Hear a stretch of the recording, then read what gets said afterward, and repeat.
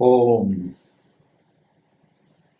સર્વે મુમુક્ષુ ભાઈઓ બહેનોને આત્મભાવે વંદન.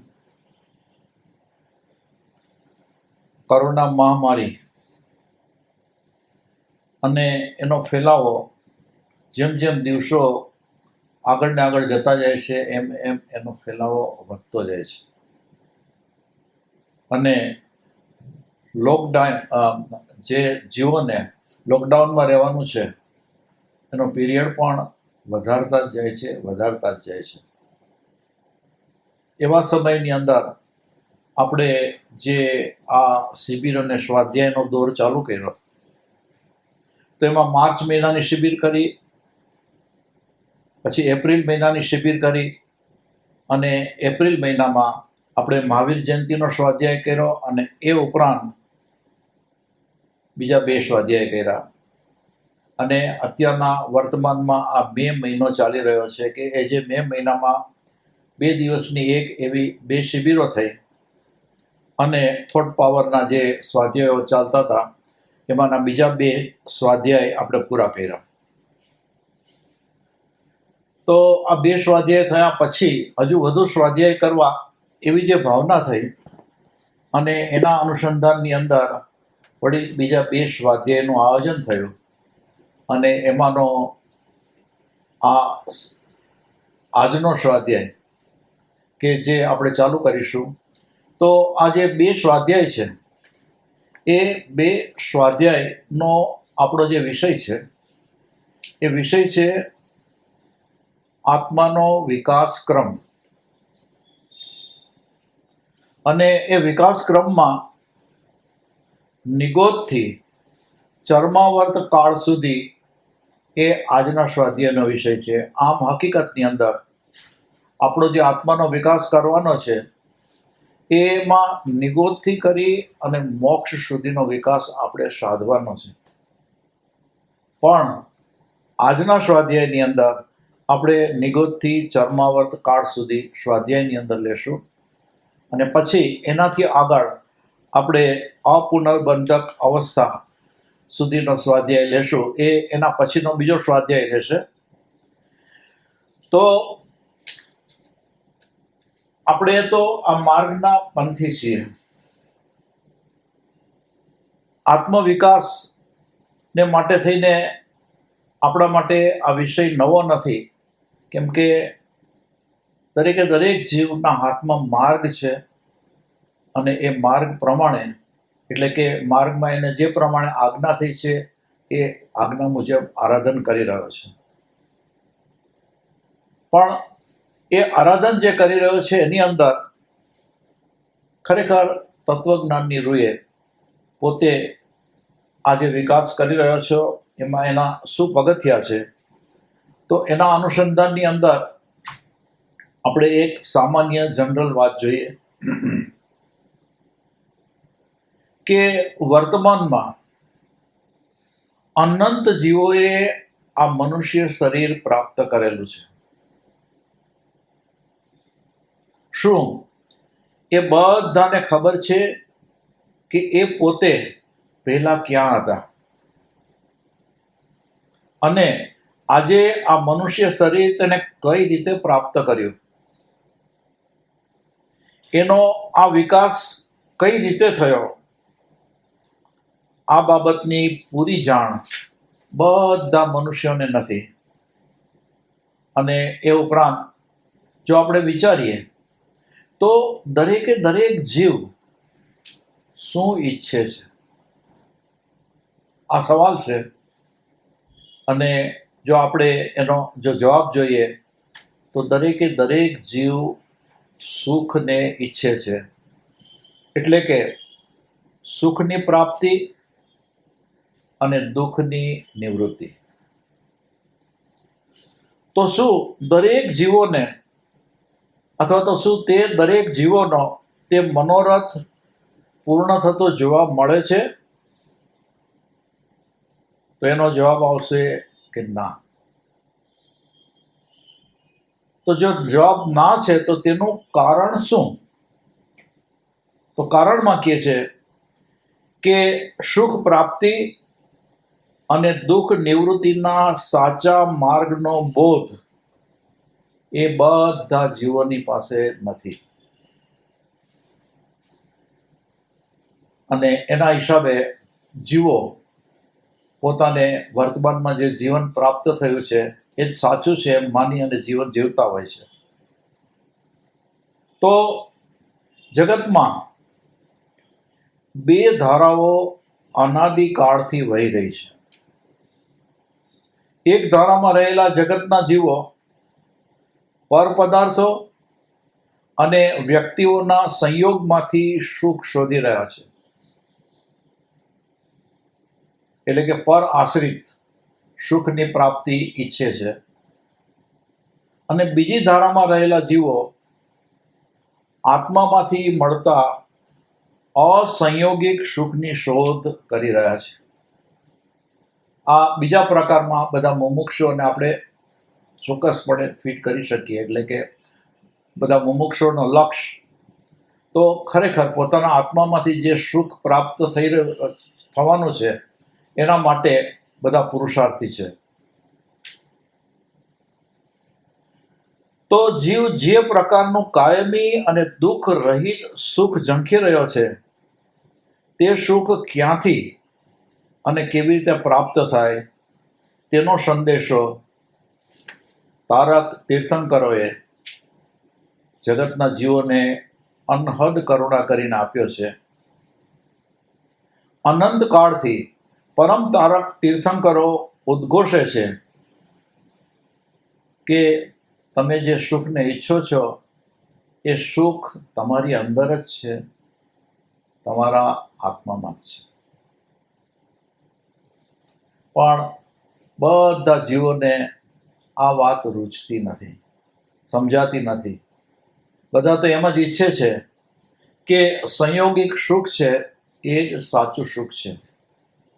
તો સંયોગિક સુખ એટલે કે આપણને બધાને આ મનુષ્ય શરીરનો સંગ થયો છે અને એની સાથે આપણને 5 ઇન્દ્રિયોની પ્રાપ્તિ થઈ છે. તો એ ઇન્દ્રિય જનિત જે સુખ એ જ સાચું સુખ એમ જીવ માની બેઠો છે. એ ઉપરાંત એ સુખ પ્રાપ્ત કરવા માટે થઈને અનેક પદાર્થો, અનેક વસ્તુઓની જરૂરત પડે. તો જીવ એમ જ ઈચ્છે છે કે પોતાને એ બાહ્ય વસ્તુમાંથી જ સુખની પ્રાપ્તિ થશે અને એ બાહ્ય વસ્તુ મેળવી અને સુખ મેળવવા માટે થઈને જીવ પુરુષાર્થ કરે છે તો પરિણામે એને દુઃખની જ પ્રાપ્તિ થાય છે. તો જે આ સંયોગિક સુખ એ કેવું છે તો કે પરાધીન છે, વૈભાવિક છે, એ ઉપાધિથી ભરેલું છે. એની અંદર સતત જીવ દોષ કરી રહ્યો છે. એ સુખ ક્ષણિક છે, દુઃખથી ભરેલ છે, બહુ જ અલ્પકાલીન એમ કહીએ તો કે ક્ષણિક છે અને અનેક પ્રકારની બાધાથી એ ભરેલું સુખ છે. આ જે સુખ છે એની અંદર ચડ ઉતર થયા કરે. વળી સુખ પ્રાપ્ત થાય, વળી દુઃખ, વળી સુખ, વળી દુઃખ. એટલે કે સાતા અને અસાતાના દ્વંદથી ભરેલું આ સુખ કે જેને આપણે સંયોગિક સુખ કહીએ એ સુખ છે. અને છતાં જીવ એમ માને છે કે એ જ સુખ સાચું છે. પણ અસંયોગિક સુખ કે જેમાં કોઈ પણ વસ્તુનો સંયોગ નહીં, પોતાની અંદર રહેલું જે સુખ, એ સુખ કેવું તો કે સ્વાધીન, સ્વાભાવિક, નિરઉપાધિક, અક્ષય, અકલંક, ચિરકાલીન રહેનારું. એ સુખમાં એક અંશ પણ દુઃખ નથી રહેલું. એ અનુપમેય, અનંત, બધા પ્રકારની બાધાથી રહિત, સાતત્યપૂર્ણ અને એમાં સાતા અસાતાનો દ્વંદ રહેલો નથી. આવું એ અસંયોગિક સુખ છે. અને જ્યારે જીવને એ સાચી વાતનો ખ્યાલ આવે કે ખરેખર સાચું સુખ તો પોતાના આત્માની અંદર જ છે, તો એ જીવ પોતે પોતાના આત્મ સ્વરૂપની પ્રાપ્તિ કરવા માટે થઈને કંઈક પુરુષાર્થી બને. આ આધ્યાત્મનું સ્વરૂપ સમજવા માટે થઈને એ પ્રયત્નશીલ બને, અને એ પ્રયત્નશીલ બને તો એને આસ્તે આસ્તે આસ્તે આસ્તે ખરેખર તત્વજ્ઞાનની સાચી સમજણ આવતી જાય. તો આપણે જે શરૂઆતની અંદર વિચાર્યું કે અત્યારના આપણે આ મનુષ્ય શરીરની પ્રાપ્તિ કરેલી છે, તો આપણે એની પહેલા ક્યાં હતા, એની પહેલા ક્યાં હતા, એની પહેલા ક્યાં હતા? તો આમ તો આપણે અનાદિકાળથી જન્મ મરણ મરણ કરતા જ આવ્યા છીએ, પણ એ બધાથી પ્રથમ આપણા બધાનો આત્મા નિગોદમાં હતો. અને એ નિગોદમાં કેટલો વખત? તો કે અનંત કાળ સુધી. તો એ નિગોદમાં સતત જન્મ મરણ અને સતત દુઃખ જ આપણા આત્માએ ભોગવેલું છે. કેમ કે જ્ઞાનનો અનંતમો ભાગ જ નિગોદમાં ખુલ્લો હોય છે. એટલે આપણું ચૈતન્ય એ ઢંકાયેલું હોવાથી મૂર્છિત જેવી આપણા આત્માની અવસ્થા હોય છે. આ નિગોદમાં 3 પ્રકારના જીવો હોય છે, કે જેમાં પહેલો પ્રકાર છે ભવ્ય જીવ, એટલે કે મોક્ષ ગમનની યોગ્યતા તેનામાં રહેલી હોય છે. બીજો અભવ્ય જીવ, કે જેની અંદર મોક્ષ ગમનની યોગ્યતા રહેલી નથી. અને જે ત્રીજો પ્રકાર છે એ જાતિ ભવ્ય જીવ, જે જીવને મોક્ષ ગમનની યોગ્યતા હોવા છતાં એ ક્યારે પણ નિગોદમાંથી બહાર નીકળવાનો નથી. અને આ રીતે અનાદિકાળથી નિગોદમાં રહેલા જીવો અવ્યવહાર રાશિના જીવો કહેવાય છે. તો આપણે આ રીતે નિગોદની અંદર સતત અનંત કાળ સુધી દુઃખ ભોગવતા એવા ખૂબ દુઃખ ભોગવ્યું છે. પણ પછી ભવિતવ્યતાના પરિપાકથી નિગોદમાંથી આપણે બહાર નીકળ્યા. નિગોદમાંથી બહાર નીકળ્યા એટલે આપણે વ્યવહાર રાશિના જીવો કહેવાય. તો નિગોદમાંથી બહાર નીકળવા માટેનો જે તત્વજ્ઞાનની રૂએ જે માર્ગ બતાવેલો છે, અથવા તો જે તત્વજ્ઞાનની રૂએ જે વાત બતાવેલી છે, એમાં એક આત્મા મોક્ષે જાય ત્યારે જે જીવની ભવિતવ્યતાનો પરિપાક થયો હોય તે જીવ નિગોદમાંથી બહાર આવે છે. તો આપણા બધાનો આત્મા કે જેની ભવિતવ્યતા પાકેલી હશે, તો નિગોદમાંથી આપણે બહાર નીકળ્યા. હવે નિગોદમાંથી બહાર નીકળ્યા પછી જે એનો ક્રમિક વિકાસ થાય, એની અંદર એકેન્દ્રિય શરીર ધારણ કરે. એના 5 પ્રકાર છે, અને એ દરેક પ્રકારમાં અનંતિવાર જન્મ મરણ આપણો આત્મા કરે. પછી 2 ઇન્દ્રિય, પછી 3 ઇન્દ્રિયનું શરીર ધારણ કરે, પછી 4 ઇન્દ્રિયોનું શરીર ધારણ કરે. અને આમ આ બધી યોનિની અંદર એ સતત જન્મ મરણ કરતો આવે, અને એમ કરતા કરતા ક્રમશઃ પંચેન્દ્રિયપણાને પામે છે. પંચેન્દ્રિયપણામાં પણ મનુષ્ય જન્મ પામે છે. હવે આ વિકાસનો ક્રમ કેવો છે કે નિગોદમાંથી એ બહાર નીકળ્યા પછી એકેન્દ્રિય, પછી 2 ઇન્દ્રિય, પછી 3 ઇન્દ્રિય, પછી 4 ઇન્દ્રિય, પંચેન્દ્રિય અને પછી સંઘની પંચેન્દ્રિય કે જેમાં મનુષ્ય શરીરની પ્રાપ્તિ થાય. તો 4 ગતિરૂપ આ સંસારમાં મનુષ્ય જન્મ પામવો એ અતિશય દુર્લભ છે. અને તેમાં પંચેન્દ્રિયથી પરિપૂર્ણ શરીરથી સંપન્ન ઉત્તમ કુળ એટલે કે ઉત્તમ જાતિથી યુક્ત શ્રી જિનેશ્વર પરમાત્માના શાસનથી સંપન્ન કુળ યોગીના કુળમાં મનુષ્ય જન્મની પ્રાપ્તિ થવી એ અત્યંત દુર્લભ છે. આ દુર્લભતાનો વિચાર કરીએ તો એ કેટલી બધી દુર્લભતા, અને છતાં પણ આપણો આત્મા એટલે કે જે આધ્યાત્મ માર્ગનો પંથી છે એ આત્મા છેક અહીંયા સુધી પહોંચી ગયો છે. કેમ કે અનંત પુણ્ય રાશિ ભેગી થાય ત્યારે ધર્મ આદિ સામગ્રીથી સંપન્ન મનુષ્ય જન્મની પ્રાપ્તિ થાય છે. અનંત પુણ્ય રાશિ.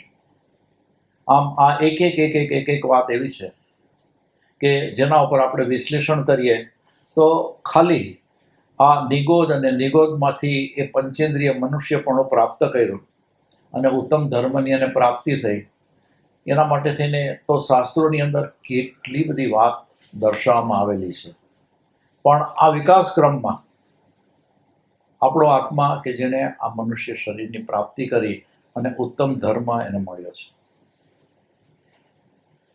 એ એના કેવા પુણ્ય હશે એનો આપણે વિચાર કરીએ.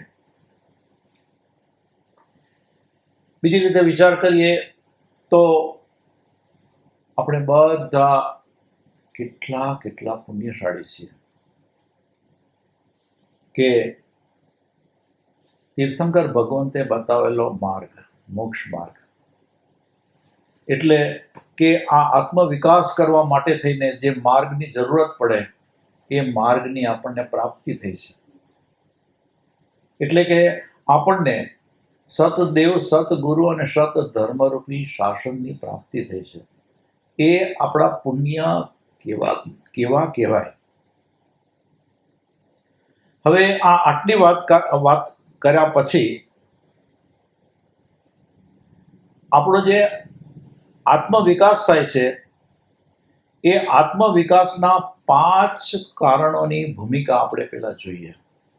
આ કારણોની ભૂમિકા એવી છે કે એનો સંપૂર્ણપણે પૂરેપૂરો અભ્યાસ ન થાય, સમજણપૂર્વકનો અભ્યાસ ન થાય ત્યાં સુધી જીવ થોડો ઘણો મૂંઝાય. પણ આ 5 કારણો કે જે આપણે અત્યારના સ્વાધ્યાયની અંદર લેવા જરૂરી છે, કેમ કે આપણા આ વિકાસની અંદર એ કારણો સતત ક્યાંય ને ક્યાંય એ ભાગ ભજવતા હોય છે. એટલે દરેક કાર્ય પ્રત્યે 5 કારણો ભૂમિકા ભજવે છે. જીવન વિકાસમાં પણ નીચેના 5 કારણોની ભૂમિકા હોય છે. હવે પહેલા દરેક કાર્યમાં 5 કારણની ભૂમિકા કીધી. હવે આ જીવન વિકાસની વાત આવી કે એમાં પણ આ 5 કારણોની ભૂમિકા હોય છે. એ 5 કારણો કયા? તો કે સ્વભાવ, બીજું ભવિતવ્યતા એટલે કે નિયતિ, ત્રીજું કાળ, ચોથું કર્મ અને 5મું પુરુષાર્થ. તો એનું પહેલું કારણ સ્વભાવ. તો સ્વભાવ તે વસ્તુમાં, ફરીથી લઉં છું, આ જે સ્વભાવ છે એનું તે સમજાવવાનું કે તે વસ્તુમાં તે કાર્ય ઉત્પન્ન થવાની યોગ્યતા છે કે નહીં એનો નિર્ણય સ્વભાવ નામના કારણથી થાય છે. હવે આ આટલા ટૂંકી વ્યાખ્યા થઈ, અને જેને અભ્યાસ ન હોય એ તો આ વ્યાખ્યાથી મૂંઝાય, પણ અત્યારના મૂંઝાવાની જરૂર નથી. અત્યારના આ આપણા જેને કહીએ ને કે આ સ્વાધ્યાય છે, એ સ્વાધ્યાયની અંદર આ જરૂરી વાત છે, એટલે આપણે એ વાત લીધેલી છે. એટલે ફરીથી સ્વભાવ લઉં છું કે તે વસ્તુમાં તે કાર્ય ઉત્પન્ન થવાની યોગ્યતા છે કે નહીં, તેનો નિર્ણય સ્વભાવ નામના કારણથી થાય છે. પછી કેમ કે આ તો સમજાવવું હોય તો એનો પછી દાખલો આપી અને સમજાવી શકાય, પણ અત્યારના આપણી પાસે એટલો સમય નથી. પછી બીજું ભવિતવ્યતા.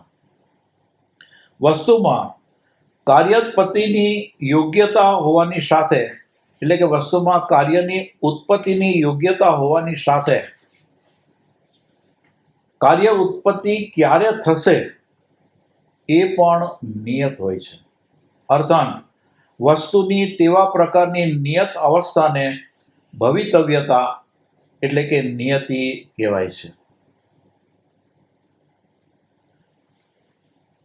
આમ આપણે તો અજ્ઞાનને દૂર કરી અને આત્મજ્ઞાનની પ્રાપ્તિ કરવી છે ને, એ કાર્ય કરવાનું છે ને. એ કાર્ય કર્યા પછી બધા કર્મોને ખપાવી અને મોક્ષની પ્રાપ્તિ કરવાની છે ને. તો એની અંદર આ ભવિતવ્યતા કેટલી બધી મહત્વની ભૂમિકા ભજવે છે.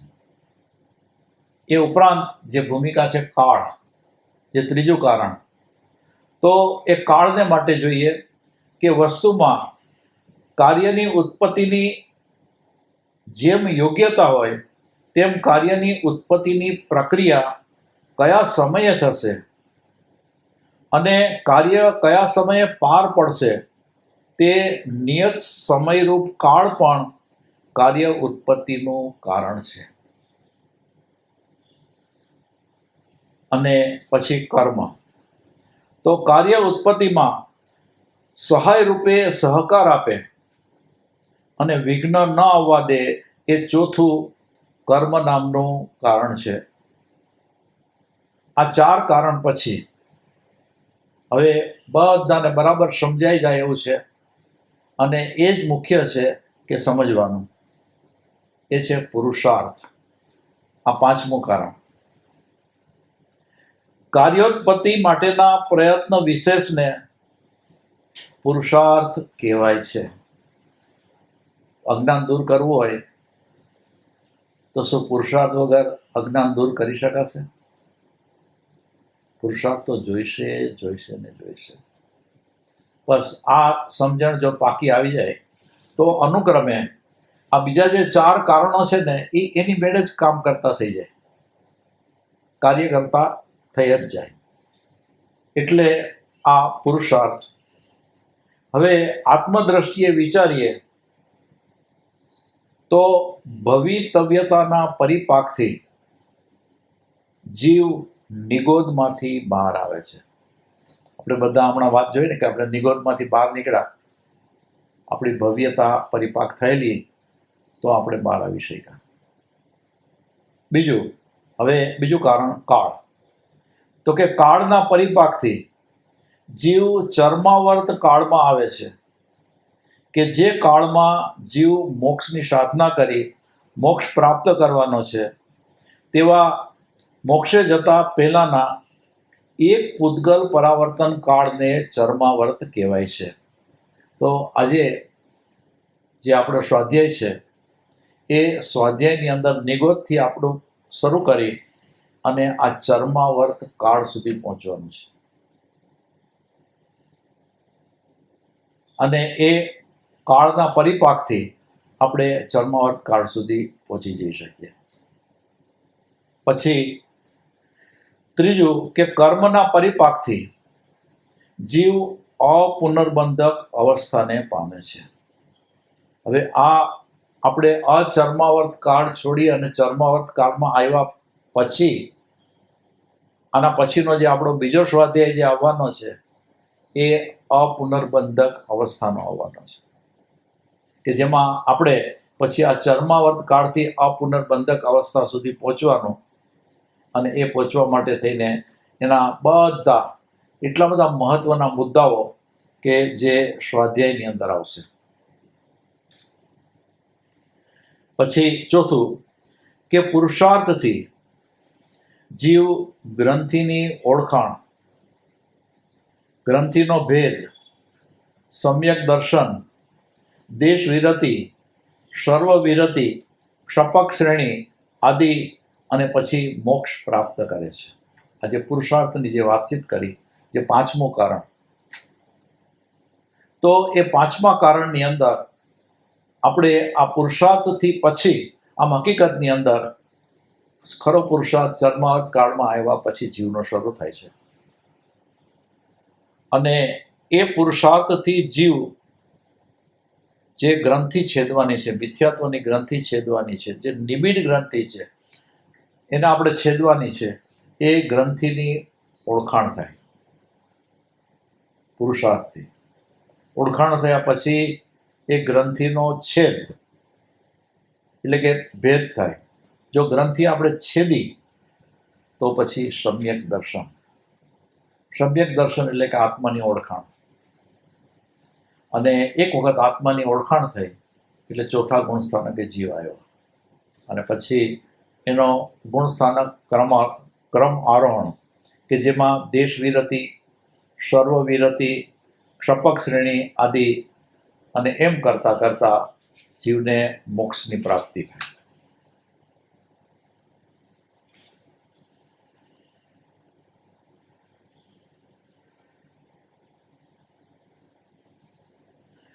તો આપણે ચર્માવર્ત કાળ, આપણો મુખ્ય ચર્માવત કાળ સુધી પહોંચવાની જે વાત છે, તો આની અંદર આ ચર્માવત કાળ છે એનું સ્વરૂપ બતાવ્યું છે કે જે કાળમાં આત્માની મોક્ષ ગમનની યોગ્યતાનો પરિપાક થવાનો છે અને આત્મા મોક્ષ પામવાનો છે.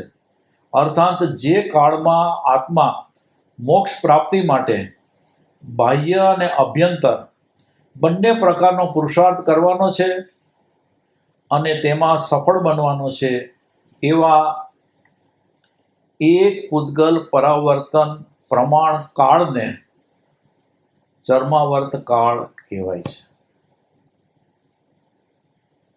એક પૂદગલ પરાવર્તન પ્રમાણ કાળ એને ચર્માવર્ત કાળ. તો આના માટે થોડીક સમજણ આપું કે આપણો આત્મા અજ્ઞાન અવસ્થા, ગાઢું મિથ્યાત્વ, સતત રાગ દ્વેષ કે જેનાથી એ સતત એક ધારા 8 પ્રકારના કર્મનું બંધન કર્યા જ કરે છે. અને અનંતા કર્મો એના આત્માની સાથે લાગેલા છે. અને એ કર્મોના હિસાબે એને નવા શરીરોની પ્રાપ્તિ થાય છે. શુભ કર્મ હોય તો સારી ગતિ, અશુભ કર્મ હોય તો હેઠલી ગતિ. આમ થતા જ્યારે જીવ એની જે કર્મની સ્થિતિ છે એ સ્થિતિને ઘટાડતો જાય, એ ઓછી ને ઓછી કરતો જાય અને એક પૂદગલ પરાવર્તન પ્રમાણ કાળની અંદર એની સ્થિતિ લાવીને મૂકી દે તો એને ચર્માવર્ત કાળ કહેવાય છે. કે જે ચર્માવર્ત કાળમાં જીવ એ એક પૂદગલ પરાવર્ત કાળ છે એ સમયની અંદર ચોક્કસપણે મુક્ત થવાનો, એટલે કે મોક્ષની પ્રાપ્તિ કરવાનો. એટલે એનું ભવભ્રમણ છે ને એ એકદમ સીમિત થઈ ગયું. પેલા એનું ભવભ્રમણ સતત ચાલુ જ હતું, એનો ક્યારે અંત આવશે એ કાંઈ નક્કી નહોતું. પણ જ્યારે એ એક પૂદગલ પરાવર્ત કાળની અંદર આવી ગયો, એ સમયની અંદર આવી ગયો, એટલે એનું ભવભ્રમણ એટલા સમયથી વધવાનું તો નહીં જ, એ એટલા સમયની અંદર પોતે મુક્ત થવાનો. આપણે આમ જો જોઈએ તો મોક્ષ માર્ગ જ્યારે જીવને પ્રાપ્ત થાય છે, સત્ય મોક્ષ માર્ગ, અને એના પ્રત્યે દ્રઢ શ્રદ્ધા, પ્રતીતિ અને વિશ્વાસ હોય છે, અને ગુરુ આજ્ઞા મુજબ જીવ બરાબર યથાતથ્ય રીતે આરાધન કરતો હોય છે, તો એ જીવ પોતે જે આ જન્મ મરણના જે ફેરા છે એ ફેરા કેટલા બધા ઘટાડી નાખે છે અને કેટલો ઝડપથી મુક્તિ પ્રાપ્તિ કરી શકે છે. તો કે શાસ્ત્રો એમ કહે છે કે જો એની આવી દ્રઢ શ્રદ્ધા છે, સત્ય માર્ગ છે, તો એ જીવ વધુમાં વધુ 15 ભવ કરે. 15 ભવથી વધુ ન કરે ત્યાં સુધીમાં તો એ મુક્ત થવાનો. અને કદાચ આડો અવળો ચાલ્યો તો અર્ધ પૂર્દગલ પરાવર્તન કાળમાં તો એની મુક્તિ થવાની ને થવાની. પણ આ જે પરિસ્થિતિ છે એ પરિસ્થિતિમાં આવવાને માટે થઈને જીવે આ ચર્માવર્ત કાળમાં પ્રવેશ કરવાનો. તો તમને બધાને એમ થશે કે અમે એમાં પ્રવેશ કરેલો છે. જે જીવને 15 ભવની અંદર મુક્ત થવા માટે થઈને એક પ્રમાણ મળ્યું,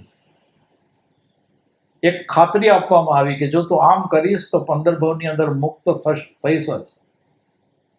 એ જીવ તો સહજ રીતે આપણે માનીએ ને કે એ આ ચર્માવર્ત કાળની અંદર તો આવી જ ગયો છે. એટલે કે એક પૂતગલ પરાવર્તન કાળની અંદર તો એ મુક્ત થવાનો જ હોય ને, કેમ કે એને તો હવે મુક્ત થવાનો સમય કેટલો બધો ઘટાડી નાખ્યો.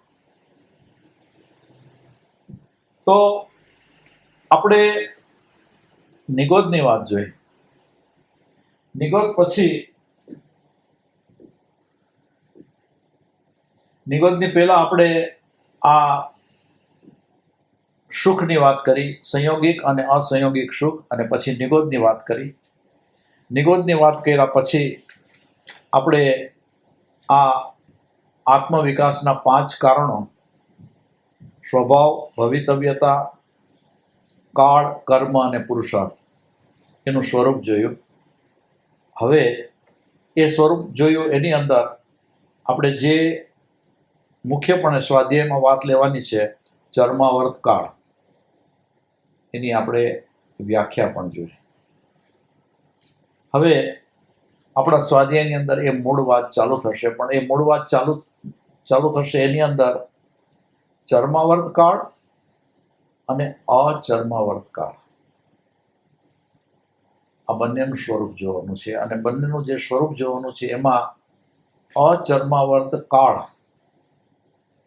એને વિસ્તારથી જોવાનો છે.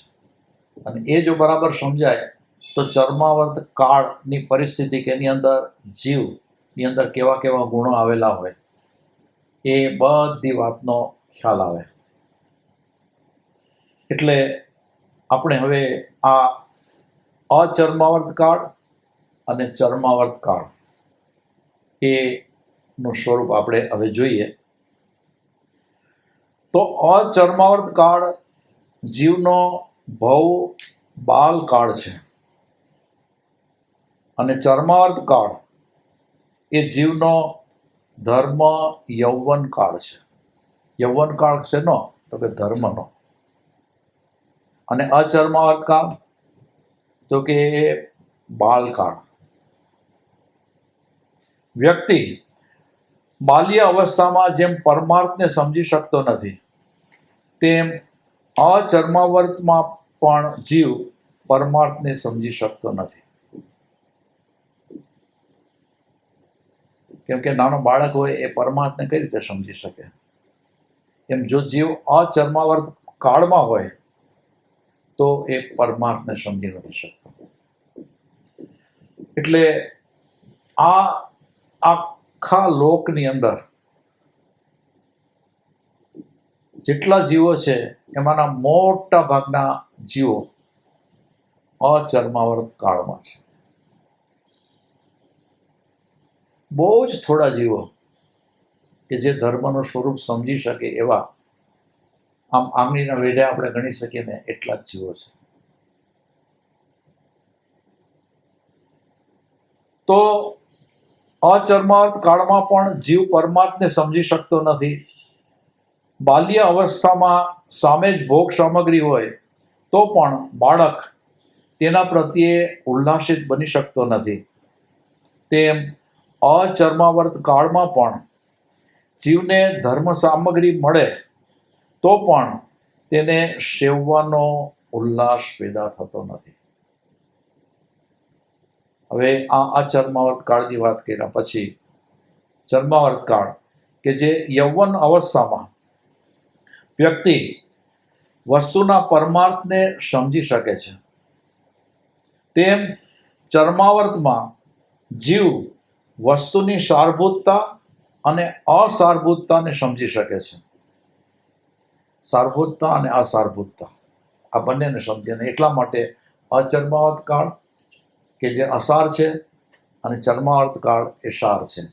પણ આ યૌવન અવસ્થામાં એટલે કે ચર્માવર્ત કાળમાં જ આ સમજણ જીવને યથાયોગ્ય રીતે આવી શકે. યૌવન અવસ્થામાં ભોગ સામગ્રીની હાજરીમાં તેના સેવન માટે જીવ ઉલ્લાસિત થાય છે, તેમ ચર્માવર્ત કાળમાં જીવ પરમાર્થને સમજતો હોવાથી ધર્મ સામગ્રીને સેવી અને આત્મકલ્યાણ માટે ઉલ્લાસિત બને છે. અત્યારના આ કોરોનાની મહામારી, બધા લોકડાઉનની અંદર, અને છતાં તમે બધા કેટલા ઉલ્લાસથી પુરુષાર્થ કરો છો, આ શિબિરો ભરો છો, સ્વાધ્યાય સત્સંગનો લાભ લ્યો છો, તમારો અંદરનો એ ઉલ્લાસ તમે વ્યક્ત પણ કરી રહ્યા છો.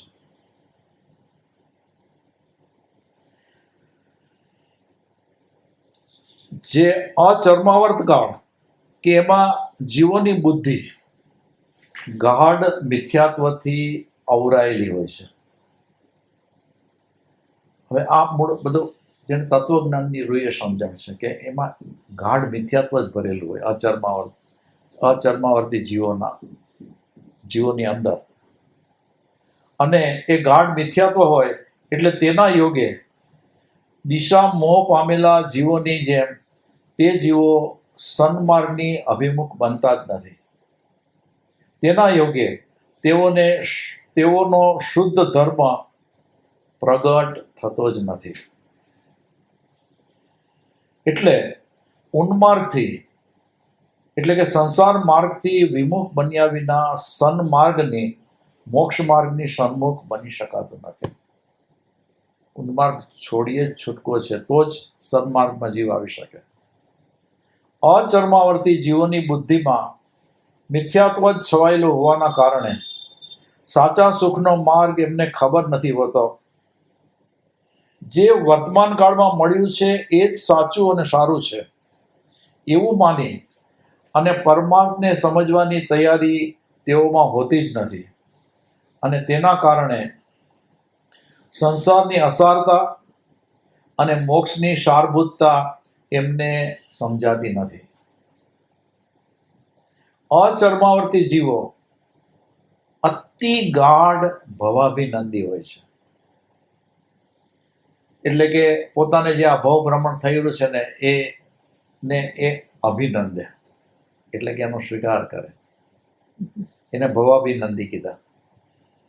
એ અચર્માવર્તી જીવો કે જે અતિ ગાઢ ભવાભિનંદી હોય છે એ ભવાભિનંદી જીવોના લક્ષણો. હવે આપણે એના લક્ષણો જોઈએ. હવે આ જે બધા લક્ષણોની જે આ બધી વાતો છે એ તો બધી આમ સામાન્ય રીતે લગભગ આ આધ્યાત્મ માર્ગના પંથીઓને સહેલાઈથી સમજી શકાય એવી છે. તો હવે આપણે એના લક્ષણ જોઈએ કે ભવાભિનંદી આત્મા અસાર પણ સંસારને સ્ત્રી, સુંદર ભોજન, બાગ બગીચા વગેરે વિવિધ ભોગની સામગ્રીના કારણને સાર રૂપ માને છે.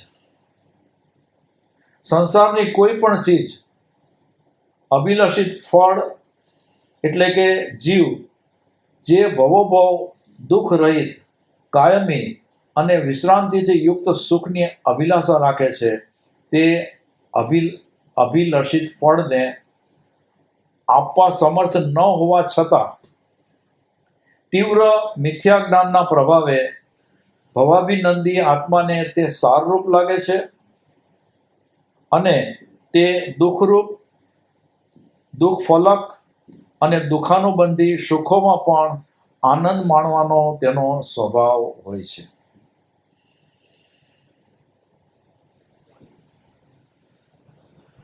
કેમ કે સંસારની કોઈ પણ જે છે ને એ આપણે જે પ્રમાણે ઈચ્છા કરીએ ને એ પ્રમાણે એનું ફળ જીવને આપી શકતી જ નથી. કદાચ બહુ પુણ્ય હોય અને અભિલાષા કરે ને એને મળ્યું તો એને આનંદ ન હોય, એનો સંતોષ ન હોય, એમાં એને શાંતિ ન હોય. ભવાભિનંદી આત્મા જન્મ, મૃત્યુ, વૃદ્ધાવસ્થા, રોગ, શોક આદિથી કદર્તના પામેલા સંસારને જોતો હોવા છતાં અતિ મોહના કારણે સંસાર પ્રત્યે ઉદ્વેગને પામતો નથી. ભવાભિનંદી આત્મા સંસારને જુએ છે અને જાણે છે, છતાં અતિ મોહના કારણે સંસારના વાસ્તવિક સ્વરૂપને જોઈ શકતો નથી. ભવાભિનંદી આત્માની મતિ તીવ્ર પાપથી અભિભૂત થયેલી હોવાથી તે કુકૃત્ય એટલે કે ખરાબ કાર્યને પણ સારું માને છે અને સુકૃત્ય એટલે કે સારા કાર્યને પણ ખરાબ માને છે, તથા દુઃખમાં સુખની બુદ્ધિથી આકર્ષાયેલો હોય છે. દુઃખમાં સુખની બુદ્ધિથી આકર્ષાયેલો હોય છે. આમ હકીકતની અંદર જીવ ગમે એટલું દુઃખ ભોગવતો હોય પણ એને હવે સુખની પ્રાપ્તિ થશે એવી સતત અભિલાષા રહ્યા જ કરતી હોય છે. વળી પાપ કાર્યોથી ભવિષ્યમાં દુર્ગતિ થશે અને ત્યાં પારાવાર દુઃખો વેઠવા પડશે તે વાત તેને સમજાતી નથી. તેથી કુકૃત્યોને પણ તે પરમ કૃત્ય માની અને સેવે છે. તદુપરાંત ધર્મકૃત્યોથી આત્મકલ્યાણ થાય અને તેનાથી આત્માની દુઃખદ પરંપરાનો અંત આવે, આ વાત અતિ મોહના કારણે તેને સમજાતી નથી. તેથી ભવાભિનંદી આત્માને કર્મભૂમિમાં એટલે કે ધર્મ માટે યોગ્ય ભરત ક્ષેત્ર આદિ કર્મભૂમિમાં મનુષ્ય જન્મ પ્રાપ્ત થવા છતાં તે ક્યારેય આત્મામાં ધર્મના બીજને વાવતો નથી. તો આ આર્ય ક્ષેત્ર એટલે કે ભારત ભૂમિમાં જન્મ થવો એ કેટલી ઉત્તમ વાત માનવામાં આવે છે. અને એવા કેટલા બધા જીવો છે કે જેને આ ભૂમિમાં જન્મ ધારણ કર્યો છે. પણ આવા જીવો કે જે અચર્મવર્તી છે એને તો આ સંસાર સુખ અને એની પાછળ જ વૃત્તિ હોવાથી, મોહભાવ હોવાથી ધર્મ કરવાનું સૂઝતું જ નથી. ભવાભિનંદીનું જીવન વિપર્યાસથી ભરેલું હોય છે. અર્થાત તેની બુદ્ધિ વિપર્યાસથી વ્યાપ્ત હોય છે. આ વિપર્યાસનું મૂળભૂત કારણ તે હિત અને અહિતના વિવેકથી અંધ છે. કેમ કે એને ખરેખર પોતાનું હિત શેમાં રહેલું છે, સાચું હિત શેમાં રહેલું છે અને પોતાનું અહિત શેની અંદર રહેલું છે એનો એને ખ્યાલ જ નથી. એ તો અહિત થાય એવા જ કાર્યો કરે છે અને એમાં એને ક્ષોભ નથી થતો, સંકોચ નથી થતો. એને તો એમ જ થાય છે કે એ જ જીવન છે અને એ જીવનની અંદર વધુને વધુ સુખ પ્રાપ્ત કરવા માટે થઈને એ પ્રયત્નશીલ રહેતો હોય છે. તીવ્ર આસક્તિઓ ઈચ્છિત વસ્તુની અત્યંત પરવશતા ઊભી કરે છે. હવે આસક્તિ, અને એમાં પણ તીવ્ર આસક્તિ, એ ઈચ્છિત વસ્તુની અત્યંત પરવશતા ઊભી કરે છે અને તેના કારણે ઈચ્છિત વસ્તુ પરિણામે હિતકારી છે કે અહિતકારી છે એ વિચારવા શુદ્ધિની ધીરજ અશક્ત જીવોને એ વિચાર, ફરીથી લઉં છું, અશક્ત નહીં પણ આસક્ત છે. એટલે તેના કારણે ઈચ્છિત વસ્તુ પરિણામે હિતકારી છે કે અહિતકારી છે એ વિચારવા સુધીની ધીરજ આસક્ત જીવને રહેતી નથી. આપણા બધાનું જીવન કેટલું બધું પરવશ છે. આપણને જે બાહ્ય વસ્તુ સતત આપણા જીવનની અંદર સવારથી કરીને સાંજ સુધી જોઈતી હોય એ વસ્તુ ન મળે એટલે તરત જ અંદરથી કેટલો જીવ દુઃખિત થાય છે.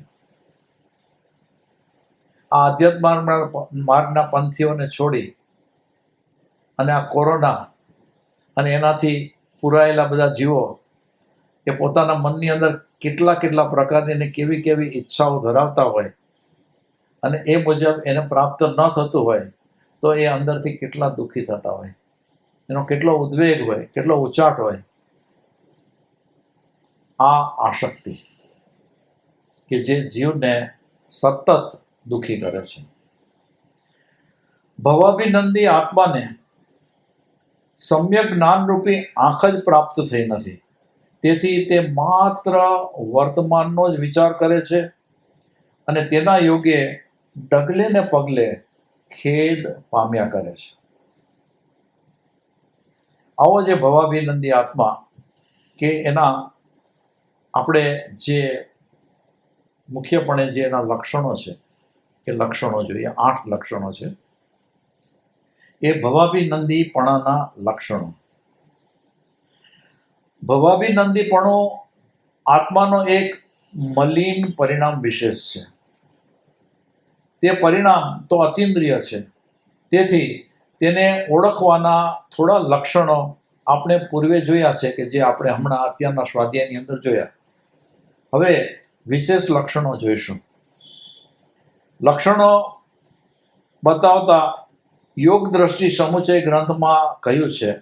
હવે આ યોગ દ્રષ્ટિ સમુચય ગ્રંથની અંદર જે લક્ષણો મુખ્યપણે કીધા છે એમાં એ 8 લક્ષણો ભવાભિનંદી જીવના. પહેલું ક્ષુદ્રતા, બીજું લાભરતિ, ત્રીજું દીનતા, ચોથું માત્સર્ય, પાંચમું ભય, છઠ્ઠું શઠતા, સાતમું અજ્ઞાનતા અને આઠમું નિષ્ફળ ક્રિયાનો આરંભ. તો હવે આ જે 8 લક્ષણો છે આપણે ટૂંકાણમાં જોઈએ ને. પહેલું લક્ષણ ક્ષુદ્રતા. ક્ષુદ્રતા એટલે કે કૃપણતા અને તુચ્છતા. હૈયાની ઉદારતા અને ઉદાત્તતા બંનેના અભાવને ક્ષુદ્રતા કહેવાય છે. ભવાભિનંદી જીવ ક્ષુદ્ર હોય છે કારણ કે તે પૂદગલાનંદી હોય છે અને પૂદગલાનંદીપણાના કારણે બીજી ઘણી બધી તુચ્છ વૃત્તિઓ પણ તેનામાં પ્રગટેલી હોય છે.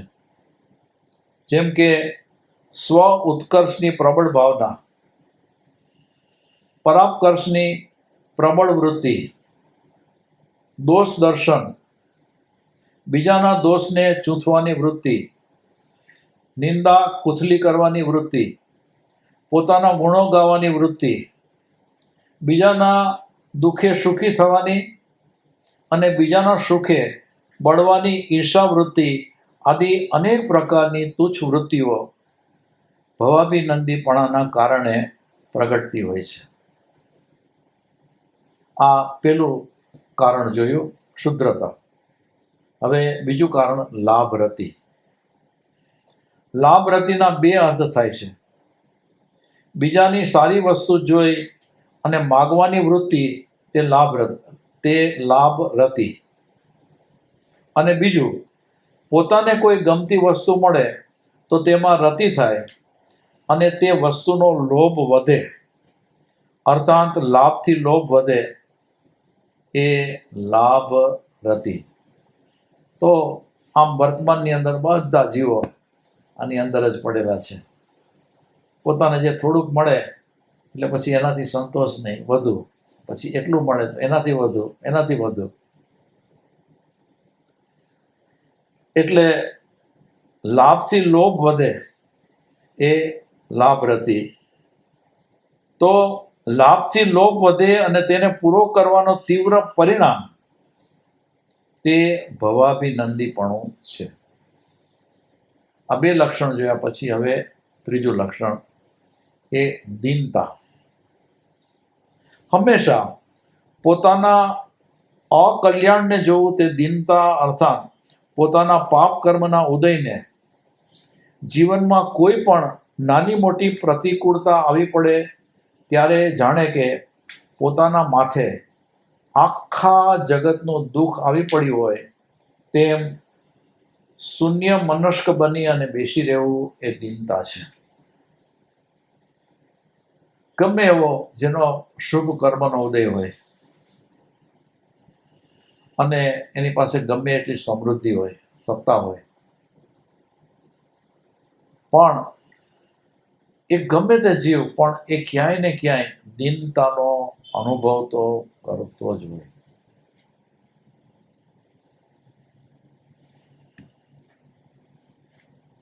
સ્વકર્મના ઉદયથી આવેલું દુઃખ વેઠવાની ઈચ્છા ન હોય ત્યારે જીવનમાં દીનતા આવે છે.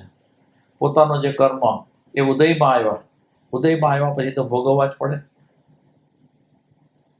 અને એ અશુભ કર્મ હોય એટલે કે દુઃખ આપે એવા કર્મ હોય અને દુઃખ ભોગવવાની ઈચ્છા તો હોય જ નહીં, એટલે દીનતા આવે છે.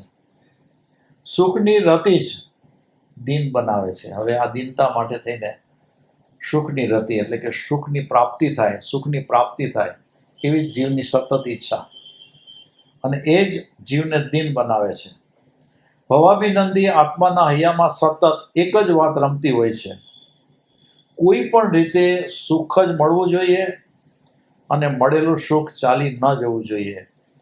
આવા પરિણામના કારણે સુખ ચાલી જાય છે અને દુઃખ આવી પડે છે ત્યારે એ જીવ દીન બની જાય છે. પછી ચોથું કારણ છે માત્સર્ય.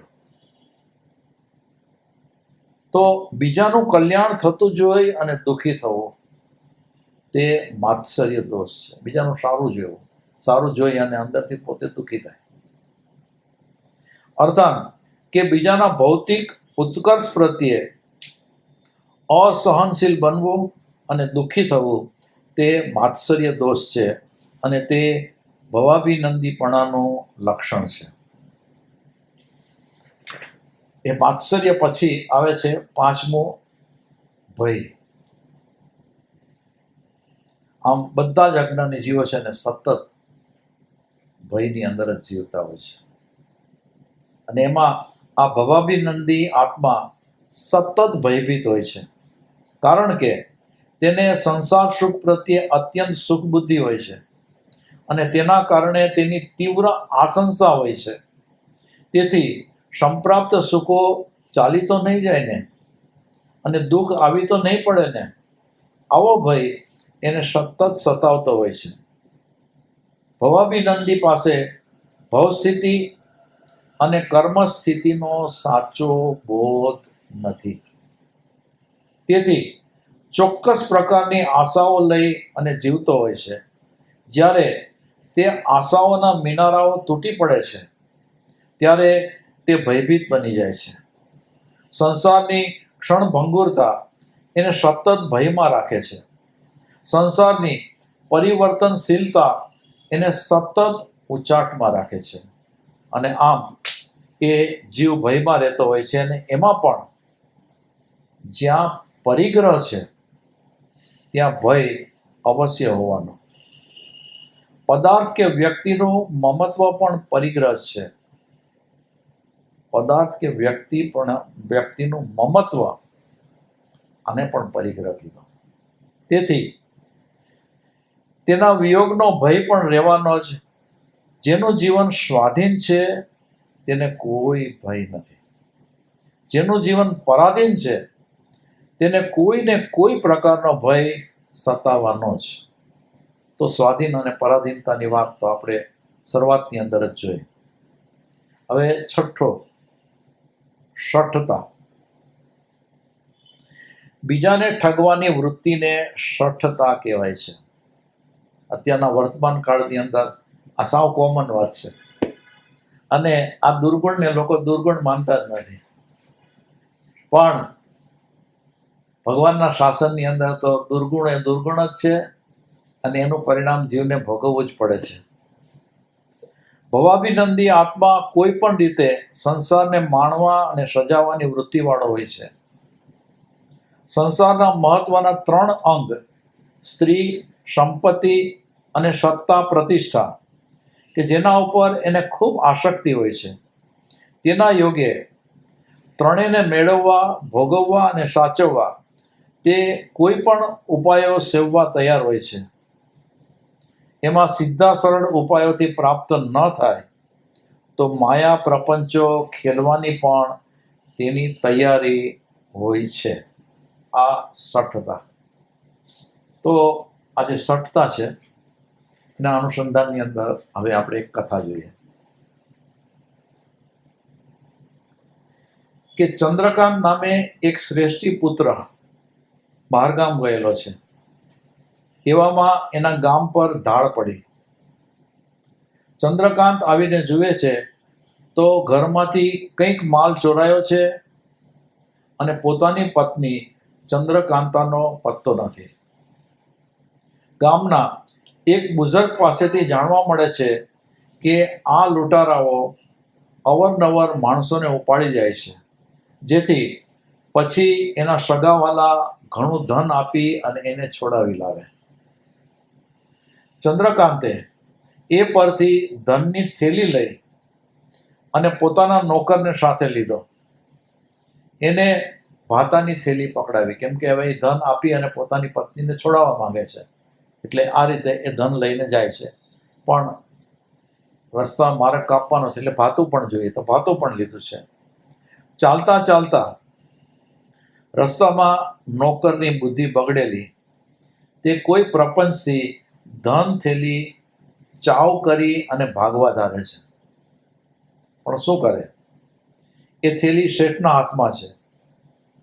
એમાં જોગાનું જોગ એવું બન્યું કે એક સ્થળે બંને જણ ભાતું ખાવા બેઠા, પણ ઉઠતી વખતે સહજ ભાવે ચંદ્રકાંતના હાથમાં ભાતાની થેલી પકડાઈ અને પેલાએ ધનની થેલી પકડી. હવે નોકર મનમાં ખુશી થતો શેઠ ટળે એની તક શોધે છે. એમાં દૂરથી એક કૂવો દેખાતા ગળગળો થઈને શેઠને કહે છે કે મને બહુ તરસ લાગી છે. ભલો શેઠ કૂવો દેખતા પાણી માટે ગયો. નોકર ચૂપકીથી પાછળ જાય છે. ત્યાં ચંદ્રકાંત વાંકો વળી અને કૂવામાં જેવો પાણી જોવા જાય છે કે તરત જ પેલાએ એને હડસેલો મેલ્યો. તેથી એ પડ્યો અંદર. હવે આ ચંદ્રકાંત અંદર તો પડ્યો, ત્યાં અંદરથી નમો અયંતાણમ અવાજ આવ્યો. અવાજ પોતાની પત્નીનો પારખી અને બોલી ઉઠ્યો કે અહો તું અહીં ક્યાંથી? પેલી કહે કે મને લૂંટારા લઈને ચાલ્યા. રાત પડવાથી બધાને અહીં પાસેનો મુકામ હતો. મને થયું કે કદાચ મારા શીલ ઉપર આક્રમણ આવે એના કરતાં અહીંથી જ રસ્તો કરવો સારો, એટલે બધાને ત્યાં સૂતા મૂકી અને આ કૂવામાં પડતું મૂક્યું. આમ એની પત્નીએ કીધું. હવે એની પત્ની પૂછે છે, પરંતુ તમે અહીં કૂવામાં શી રીતે? ચંદ્રકાંત કહે છે કે હું તને ધનથી છોડાવી લાવવા આપણા નોકર સાથે નીકળેલો. વચમાં ખાવા બેઠા ત્યાં કુદરતી ધનની થેલી નોકરના હાથમાં રહી. એને બિચારાને એનો લોભ લાગ્યો હશે, તેથી આ કૂવામાં પાણી જોવા હું જેવો વાંકો વળ્યો કે તરત જ પેલાએ પાછળથી મને હડસેલ્યો. એટલે પત્ની કહે છે કે અરે કેવો દુષ્ટ નોકર. ત્યારે આ કહે છે કે ભલી રે બાઈ, એ તો ઉપકારી કહેવાય કે અહીં આપણા બેનો ભેટો કરાવી આપ્યો. નહીં તો હું ચોરોની પલ્લીમાં જવા છતાં પણ તને ક્યાંથી પામી શકત. સરળ માણસ પાસે દરેક પ્રસંગમાંથી સારી તારવણી રહેલી હોય છે. પણ હવે બંને જણા કૂવામાં નિરાધાર રહ્યા પાણીની બાજુના એક ટેકરા જેવા ભાગ ઉપર બેઠા. શું કરે? કૂવામાં પડેલા છે એટલે હવે આમ પાણી નથી એવી જગ્યામાં એ બંને જણા બેઠા. અને કોઈ પ્રવાસી કૂવા પર આવવાની રાહ જુએ છે. એમાં દિવસો વીત્યા છતાં ચંદ્રકાંત કહે છે કે જો પુણ્ય કેવું અદ્ભુત કામ કરે છે કે ધન જતા તું મળી અને અહીં મારા હાથમાં રહેલ ભાતાની થેલી આપણા બંનેનો જીવન ટકાવી રાખવા કામમાં લાગી રહી છે. ખાવા તો ભાતું કામ આવે, હીરા માણેક નહીં.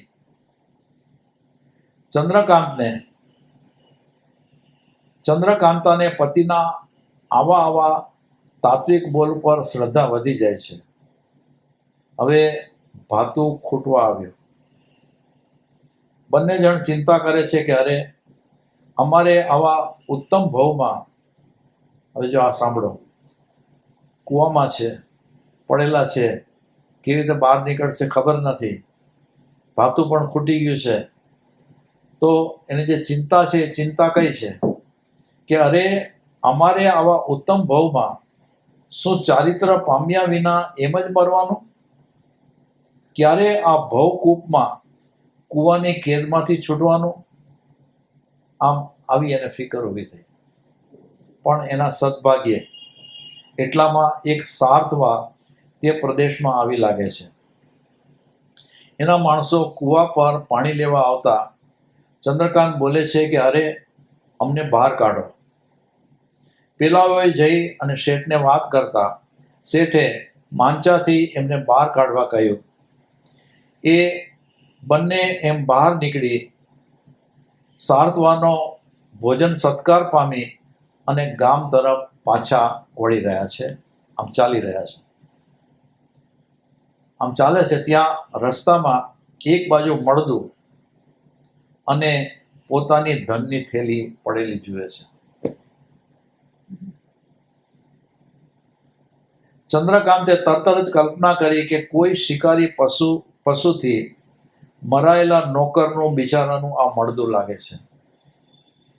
તેથી વૈરાગ્ય વધુ, કેમ કે એની પૈસાની થેલી પણ પાછી ત્યાં પડી હતી. એટલે કોઈ શિકારી પશુથી એમ કે આ નોકર મર્યો છે અને એનું મળદું પડ્યું છે. તેથી વૈરાગ્ય વધુ દ્રઢ કરી જઈ અને બંને ચારિત્ર માર્ગ અપનાવ્યો.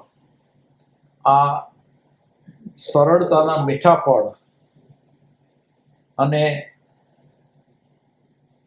માયા કેવી? તો કે કુડી અને ભૂંડી. તો આની અંદર બંને પ્રકારના જે જીવ છે એની વાત આપણને જોવા મળી. એ શઠતા, પછી અજ્ઞતા. હવે આ સાતમું. ભવાભિનંદી આત્માને ગાઢ મિથ્યાત્વનો ઉદય હોવાથી સંસાર ઉપર અત્યંત બહુમાન ભાવ હોવાના કારણે તેની મતિ કુંઠિત થયેલી હોય છે. તેના કારણે આત્માનું હિત અને અહિત જાણી શકતો નથી. સુખના કારણોને દુઃખના કારણો અને દુઃખના કારણોને સુખના કારણો માને છે. પોતાના જીવનમાં આવેલા દુઃખોને દૂર કરવાનો સ્વપ્નમાં પણ વિવેક પ્રાપ્ત થતો નથી. આ કારણથી ભવાભિનંદી આત્મા અજ્ઞ એટલે કે મૂર્ખ છે. આત્માના અત્યંત એકાંતિક હિત અહિતની સૂઝ ના આપે એવું કોઈ પણ જ્ઞાન એ જ્ઞાન નહીં પણ અજ્ઞાન જ છે.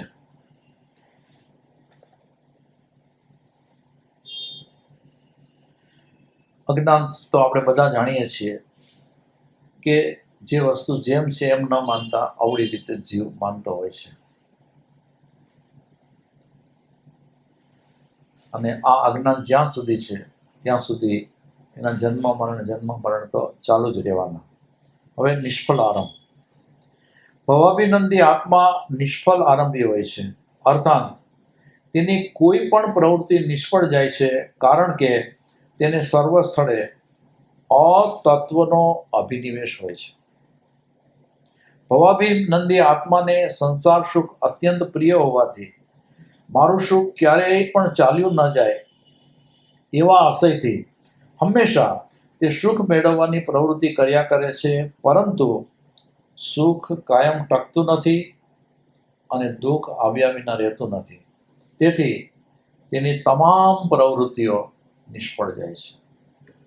કેમ કે જ્યાં અજ્ઞાન છે, જ્યાં મિથ્યાત્વ છે, જ્યાં ઊંધી સમજણ છે, એ જીવ જે પણ કરે છે ને એ બધું જ અવળું છે.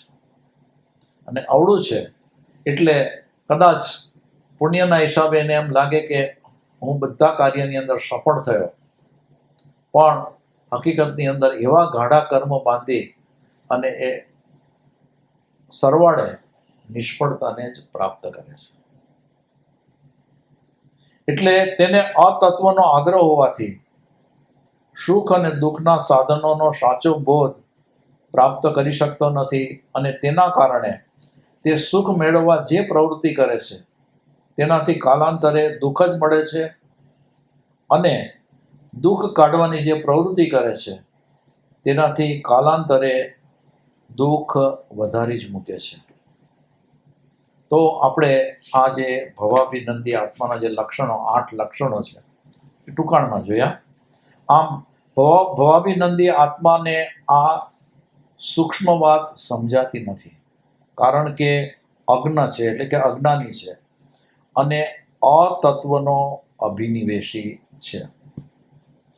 આ રીતે 8 લક્ષણો જોયા. આટલું કીધા પછી હવે બધાએ વિચારવાનું છે, કેમ કે આ ભવાભિનંદીના લક્ષણો તીવ્રપણે તો અચર્માવર્તી જીવોમાં હોય, બાકી થોડા લક્ષણો તો બધા જ અજ્ઞાની જીવોની અંદર તો રહેલા જ હોય. એટલે તે લક્ષણો જાણીને આપણે ભવાભિનંદી છીએ કે નહીં તે વિચારવાનું છે. અને ભવાભિનંદીપણાના લક્ષણો આપણા જીવનમાં દેખાતા હોય તો તે ઉત્કૃષ્ટ છે, એટલે કે ઉત્કટ છે કે મંદ છે, તે નક્કી કરી અને દોષોને ટાળવાનો ઉપાય કરવાનો છે. ભવાભિનંદી આત્મા સંસારમાં રમનારો છે, તેથી તે ધર્મ કરી શકતો નથી. કદાચ કરે તો પણ સંસાર સુખ માટે કે લોકરંજન માટે કરે છે. ભવાભિનંદી આત્માઓ પ્રાય કરી અને 4 સંજ્ઞાથી દુઃખી હોય છે. કઈ 4 સંજ્ઞા? તો કે આહાર, મૈથુન, ભય અને પરિગ્રહ. આ 4 સંજ્ઞાથી એ દુઃખી હોય છે. ભવાભિનંદી આત્મા મોક્ષ માર્ગમાં પ્રવેશવા કેમ સમર્થ બનતો નથી? હવે આ મૂળ તો તત્વજ્ઞાનની ઊંડી સમજણ કરવાની. કેમ કે એ સમર્થ કેમ નથી બનતો કે પોતાની જાતને મુક્ત કરી શકે? તો કે ભવાભિનંદી આત્માને દ્રઢ અજ્ઞાન અને ગાઢ મિથ્યાત્વના કારણે મુક્તિ પ્રત્યે દ્વેષ હોય છે. તેથી તેનો યોગ માર્ગમાં પ્રવેશ થતો નથી. ભવાભિનંદીપણાનો નાશ ક્યારે અને કઈ રીતે થાય? હવે આ જે પેરેગ્રાફ છે એ બરાબર જોવાનો છે કે અચર્માવર્ત કાળમાં ભવાભિનંદીપણો અતિ ગાઢ હોય છે. અચર્માવર્ત કાળમાં તે કોઈ પણ ઉપાયે નાશ પામી શકે તેવું હોતું નથી. હવે જે આપણે પેલા સમવાય કારણો જોયા એમાંનું કાળના પરિપાકથી જીવ ચર્માવર્ત કાળમાં આવે ત્યારે તે ભવાભિનંદીપણો નિવર્તનીય કોટીનો, એટલે કે ઉપાયથી દૂર થઈ શકે તેવું બને છે. કર્મના પરિપાકથી જીવ અપુનર્બંધક અવસ્થાને પામે છે ત્યારે ભવાભિનંદીપણાનો મહત્તમ હાસ, એટલે કે એનો નાશ થતો હોય એમ લાગે છે. તેના દોષો અત્યંત મંદ પડેલા હોય છે. એટલે કે હાસ એટલે કે શું છે કે ઘટતા જાય, ઓછા થતા જાય એમ લાગે. તેના દોષો અત્યંત મંદ પડેલા હોય છે, અને છતાં ભવાભિનંદીપણાના દોષોના અંશો પ્રથમ ગુણસ્થાનકના અંત સુધી તો રહે જ છે. ચોથી દ્રષ્ટિના અંતે, જે આ યોગ દ્રષ્ટિ છે, 8 દ્રષ્ટિની સજાઈ આપણે જોઈએ છીએ કે એમાં ચોથી દ્રષ્ટિના અંતે અવેદ્ય સંવેદ પદનો નાશ થાય ત્યારે ભવાભિનંદીપણાનો નાશ થઈ જાય છે. આપણે થોડોક સમય વધારે લેશું. તો મોક્ષ માર્ગમાં અવરોધક ભાવમલ, પૂતગલ આદિ સાથે સંબંધ કરવાની યોગ્યતાને ભાવમલ કહેવાય છે. ભાવમલ એટલે કે આપણે અંદરથી જેવા ભાવ કરીએ એવા કર્મ બંધાય. ખરાબ કર્મ એટલે કે ખરાબ ભાવ કરીએ તો અશુભ કર્મ બંધાય, સારા ભાવ કરીએ તો શુભ કર્મ બંધાય. એ અવરોધક છે ભાવમલ. તો પૂતગલ આદિ સાથે સંબંધ કરવાની યોગ્યતાને ભાવમલ કહેવાય છે. અર્થાત પૂતગલ આદિમાં રમવાની અને કર્મ પૂતગલ સાથે સંબંધ કરવાની મલિન યોગ્યતાને ભાવમલ કહેવાય છે.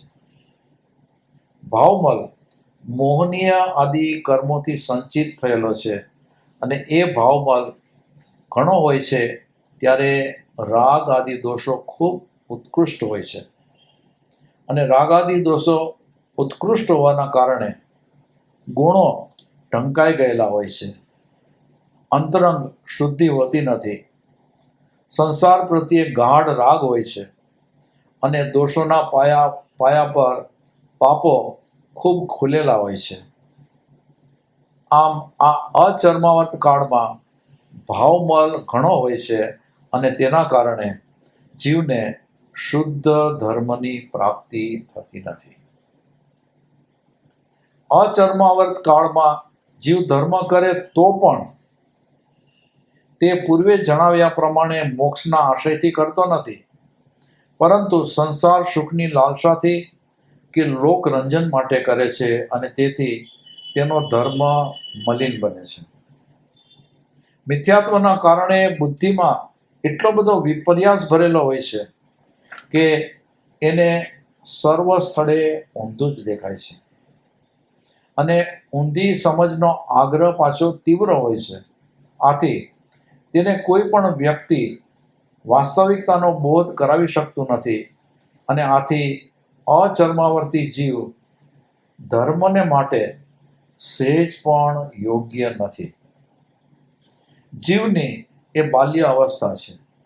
આ અવસ્થામાં એને પરમાર્થ સમજાવવો ખૂબ કઠિન છે ને. કેટલા બધા લોકો એવા હોય કે ધર્મની વાત કરીએ તો એને જરાય પસંદ ના પડે, અને સમજાવવા માટે કદાચ થોડો ઘણો પણ પ્રયત્ન કરીએ પણ એ કઠિનાઈ એ સમજી જ ના શકે.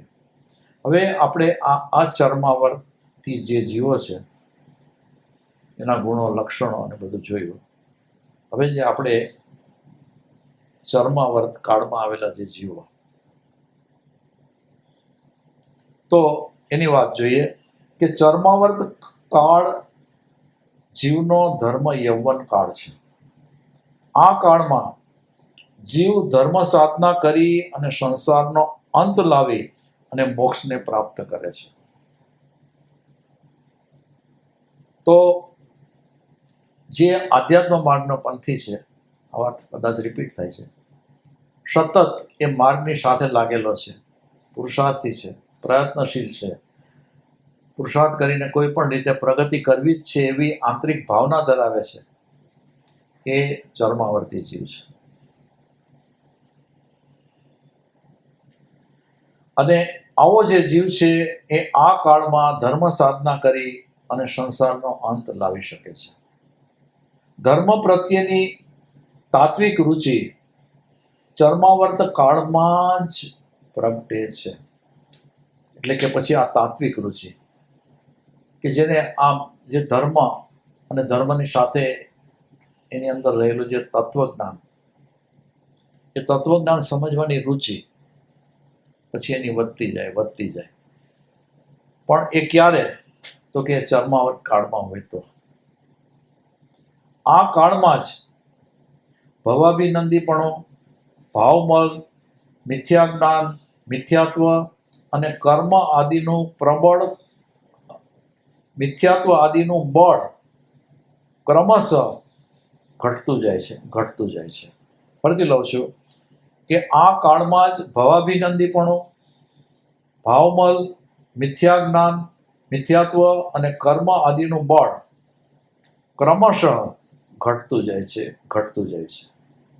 જીવ કાળના પરિપાકથી ચરમ આવર્ત કાળમાં આવે છે અને જ્યાં સુધી કાળ ન પાકે ત્યાં સુધી ચર્માવર્ત કાળ પામી શકતો નથી.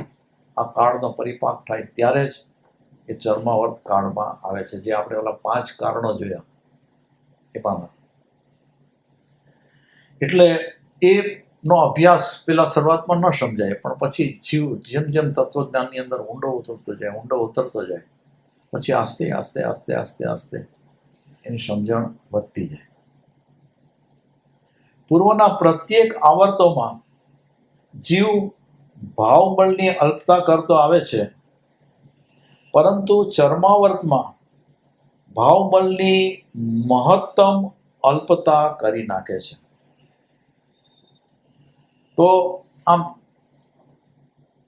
પ્રત્યેક આવર્તોની અંદર ભલે એ ભાવબળ એનો ઘટતો જાય, થોડો ઓછો થતો જાય, પણ ચર્માવર્તમાં આવે પછી એ ભાવબળની મહત્તા એકદમ અલ્પ કરી નાખી શકે છે.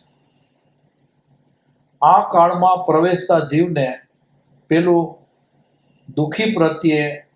દુઃખી જીવો પ્રત્યે અત્યંત દયાના પરિણામો પ્રગટે છે. બીજું, ગુણવાન પુરુષો પ્રત્યે અદ્વેષ ભાવ આવે છે.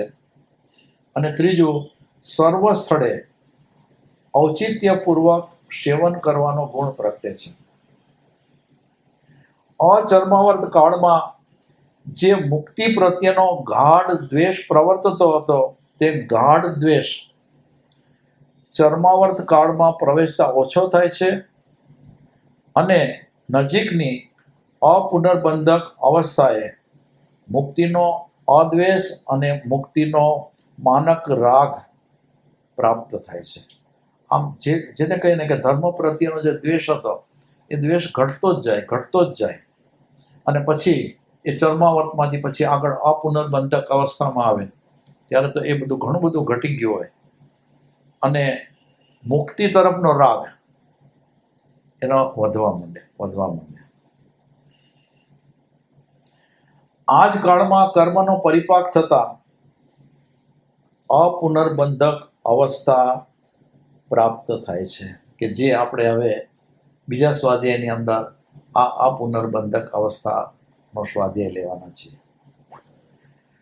તો અપુનર્બંધક અવસ્થાએ મોક્ષ માર્ગની સાધનાની શરૂઆત થાય છે. તે પછી જીવ ક્રમશઃ મુક્તિ તરફ પ્રગતિ સાધતો જાય છે. અને આ જે ચર્માવર્ત કાળનો જે જીવ છે એના જે ગુણો, લક્ષણો છે એ બહુ ટૂંકાણની અંદર આપણે જોયા. જ્યારે અચર્માવર્તી જે જીવો છે એના જે લક્ષણો છે એ બધા આપણે થોડા વિસ્તારથી જોયા. અને આમ આ અભ્યાસ કરી અને જીવ પોતે વર્તમાનમાં જે દશાએ છે એ દશાએ પોતે કઈ રીતે પહોંચ્યો એનું પણ એને બરાબર જ્ઞાન થાય, ખ્યાલ આવે. અને એ ખ્યાલ આવ્યા પછી પોતાની અંદર જે આ બધા પરિવર્તન થયા એનો એક ઉલ્લાસ ઊભો થાય. કેમ કે આપણે ક્યાં સુધી પહોંચેલા છીએ? ક્યાં હતા? નિગોદમાં હતા. અને નિગોદમાંથી ક્યાં? તો કે મનુષ્ય જન્મ તો પામ્યા અને એની અંદર મનુષ્ય શરીરની મહત્તાનો ખ્યાલ આવ્યો. એટલું જ નહીં, પણ સત્ય મોક્ષ માર્ગ મળ્યો. આ સત્ય મોક્ષ માર્ગ મળવો એટલે તો જે દુર્લભ છે એની એને પ્રાપ્તિ થઈ અને એ ચર્માવર્ત કાળ સુધી પહોંચી ગયો. આ નાની સૂની વાત નથી, ઘણી બધી મોટી વાત છે પોતાના જીવનની. તો આ જે જો કે સમય ઘણો છે એટલે હું અત્યારના આ કથા નથી લેતો, પણ જે જીવ હજુ અચર્માવત કાળમાં છે એ થોડી ઘણી પણ સમજણ કરી, થોડા કર્મો એના હળવા થાય અને સમજણ કેળવીને પણ એનું પોતાનું ભાવ ભ્રમણ છે એ એક પૂતગલ પરાવર્ત કાળની અંદરનું એને સાધી લેવું જોઈએ. જો એ સધાઈ ગયું તો એની મુક્તિ ચોક્કસ થવાની. અને બધા મુમુક્ષુઓ એ આ ચર્માવર્ત કાળમાં એટલે કે એક પૂતગલ પરાવર્તન કાળની અંદર તો આવેલા જ છે, પણ એનાથી પણ જે હમણાં વાતચીત કરી કે જો માર્ગ પ્રત્યેની દ્રઢ શ્રદ્ધા છે તો એ 15 ભાવની અંદર મુક્ત થવાનું છે. આટલી વાત કર્યા પછી હવે આપણો જે આ બીજો સ્વાધ્યાય છે મે મહિનાનો બીજો ડિજિટલ સ્વાધ્યાય એ 31 તારીખે રાખવામાં આવેલો છે અને 31 તારીખે આપણે અપુનર્બંધક અવસ્થા સ્વાધ્યાયની અંદર લેવાના છીએ. એ ઉપરાંત આ લોક જેને કહીને બધા લોકમાં છે, લોકડાઉનમાં છે, એ પીરિયડ તો વધતો જ જાય છે. બધાને એમ હતું કે હવે આ મે મહિનાની અંદર છૂટશું, પણ મેં તો શું જૂનમાં છૂટીએ તો ઘણી મોટી વાત છે. એટલે જૂન મહિનાના પણ જે આપણે જૂન મહિનાની પણ 2 શિબિરો જે ગોઠવેલી છે એની તારીખ પણ ઓલરેડી જાહેર કરી દીધી છે કે જેમાં આ ડિજિટલ પહેલી શિબિર છે એ 6મી અને 7મી જૂન અને બીજી શિબિર છે એ 20 અને 21 જૂન. હવે અત્યાર સુધી જે શિબિરના સ્વાધ્યાયો થયા એમાં આ શિબિરના સ્વાધ્યાયની અંદર કાળીદાસભાઈના 2 પત્રો લેવાના છે. પત્ર નંબર 7 અને પત્ર નંબર 8. પહેલી શિબિરમાં પત્ર નંબર 7 અને બીજી શિબિરની અંદર પત્ર નંબર 8. સાધકોને એટલા બધા ઉપકારી આ પત્રો છે કે આ પત્રનો સતત અભ્યાસ કર્યા કરે, એના ઉપર ખૂબ ચિંતન કરે તો એ જીવ છે એ ગ્રંથિની નજીક તો પહોંચે, પણ એ ગ્રંથિને છેદવાનો એનો પુરુષાર્થ પણ ચાલુ થાય અને આવો પુરુષાર્થી જીવ ગ્રંથિને છેદી પણ શકે એવી શક્તિ આ કાળીદાસભાઈના પત્રોની અંદર રહેલી છે. એવા અદ્ભુત પત્રો છે કે જે આ જૂન મહિનાની જે શિબિર છે એની અંદર એ સ્વાધ્યાયની અંદર આવવાના છે. આ ઉપરાંત તો જે દરરોજના સ્વાધ્યાય છે એમને ઓલ્ટરનેટિવ કરેલા હતા, વળી પાછું દરરોજ પણ આવે છે, એ તો ચાલુ જ છે. પણ જે બધા મુમુક્ષુઓ કે જે આ સ્વાધ્યાય સત્સંગ અને શિબિરનો લાભ લઈ રહ્યા છે એ પોતે પોતાનો જે આનંદ વ્યક્ત કરી રહ્યા છે, એના જે પત્રો, એના જે લખાણો છે એ જોઈને પણ ખરેખર ખૂબ આનંદ થાય છે. કેમ કે એ પત્રોની અંદર એ દર્શાવે છે કે આવી ખરાબ પરિસ્થિતિની અંદર પણ સાધક કેટલો આનંદમાં રહી શકે છે. એટલું જ નહીં, પણ એ પોતે પોતાનો પુરુષાર્થ સતત ચાલુ રાખે. જે લોકડાઉનમાં નહોતો ને પુરુષાર્થ કરતો તો એના કરતાં પણ કેટલા બધા બળથી એ પુરુષાર્થ કરી રહ્યો છે અને એનો આનંદ વ્યક્ત કરી રહ્યો છે. એ વાંચી અને અમને પણ ખૂબ ખૂબ આનંદ થાય છે. બસ હું તો એવી શુભેચ્છા વ્યક્ત કરું કે આવા લોકડાઉનના પીરિયડનો જે સમય છે એનો તમે જે સદુપયોગ કરી રહ્યા છે બરાબર એ જ રીતે સદુપયોગ કરજો. બસ આટલી વાત કરી અને હું વિરમું છું.